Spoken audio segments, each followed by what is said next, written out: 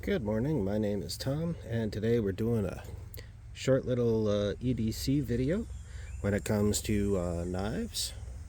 And we'll tie it in a little bit with, the hurricane season prep that I've been doing. Now, this isn't my first knife video, but, it's worth going over with regularly, especially as, the world's a dynamic place and situations change. So this is a Leatherman Wave. It's my actual EDC knife. It's got your standard edge. It's got a serrated one if you need to cut heavy lines or anything. And it's just got a whole bunch of nifty tools. It's like good for, a lot of things. It's one of those... It's one of those things where it's proficient in many things, expert in none kind of deal. But, when it comes to just if you don't need a toolbox, but you want to have some handy tools, that's a good one to have. Now, this is an ancient SOG. Like, I don't even remember how many years ago I got it, probably more than 15. Still good, although it has taken a little bit of a beating.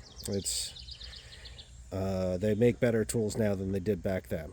It doesn't have as much as the Leatherman Wave, but again, nifty multi-tool. It'll get the job done in a pinch. This is a Milwaukee Fastback. It's a one-handed utility blade with a strap cutter. They make a bigger one that holds replacement blades. The strap cutter is good if you need to cut through straps and seatbelts, provided you have a sharp blade in it. It'll let you do that sort of stuff without risk to your fingers or other people. Cut away somebody's shirt if you have to hook them up to an AED, that sort of stuff. So, nifty. Along with my EDC knife, my backup is usually a Swiss Army knife micro SD. Not because the blade is anything special, but it's nice to have, that extra set of things on my key rings. It comes with scissors, a knife, got like a little screwdriver, a nail file. Not that, in my line of work, sometimes having that spare tweaker is helpful, but mostly the tweezers, good for removing splinters. And that's why I keep that on my key ring. If I can't have my multi-tool for whatever reason, I don't know why, sometimes, I just prefer to carry a regular Swiss Army knife. This one's the Super Tinker. And again, it has more things on it than I'll ever use. Practical for many things, but master of none. Now, if I needed something sturdier, which I almost never do, but exigent circumstances exist. My Buck 110, I've got two of them. This is my oldest one. It's been through the ringer. I added a thumb screw to it to make it a single-hand operated knife. It locks in place. It's a really good, sturdy knife. Again, these days I almost never need something that large, but it's an option. It goes on the belt. And then finally, the Mora knife, in case you needed something. It's more of a bushcrafty knife. This is the Mora HD. I actually filed the back so it has a corner. It could strike a ferro rod. Now, comes in a plastic sheath. It has a drainage hole in the bottom in case it gets full of water. Hint, hint. This one's carbon steel. However, in saltwater environments and exposure to salt water, you may want to consider getting the stainless steel variety. Okay, now I bring that up to two heavier duty knives. That might be something I would choose to actually carry if I were about to deal with an extreme circumstance, like during and immediately post hurricane. Now, because this is going on, well, number one, let's just stop and set reasonable expectations. It's likely going to be a Category 1 hurricane by the time it reaches Texas. So it shouldn't cause extreme damage.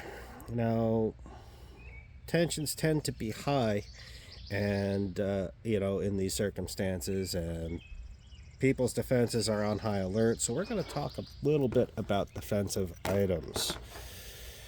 All right, now I'm sure most of you know what this is. This one is handmade by me. It fits a P365 XL, and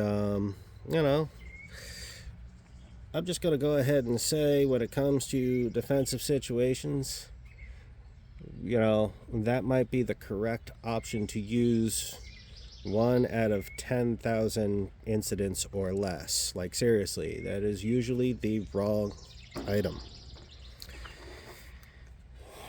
This is a more reasonable item. This is a coin pouch. It is a high velocity, high density coin pouch. I'm going to say this would be the wrong item to use, with the exception of maybe 1 out of every 5,000 occasions. Like, this is serious business. And then finally, I made this as well. Pepper spray. Not the bear variety, just regular old-fashioned. This one's 10%. It will get the job done. It's not the military grade I carried when I was enlisted, but it is way more appropriate than either of those other two options, because you know what? There's not a good reason most of the time to go with deadly force or extreme force when, you can resolve things where everybody gets to go home at night. That's the better option, nearly every single time. So it's important to remember that, because a lot of times people get into this mentality that, well, I'll just say that if the only tool in your tool bag is a hammer, suddenly all your problems start to look like a nail. Sorry about the neighbor's dog in the background. It happens. But again, not every problem is a nail. You need more than just a hammer in your tool bag. Man, I hate that dog. Like, share, subscribe. Have a good day.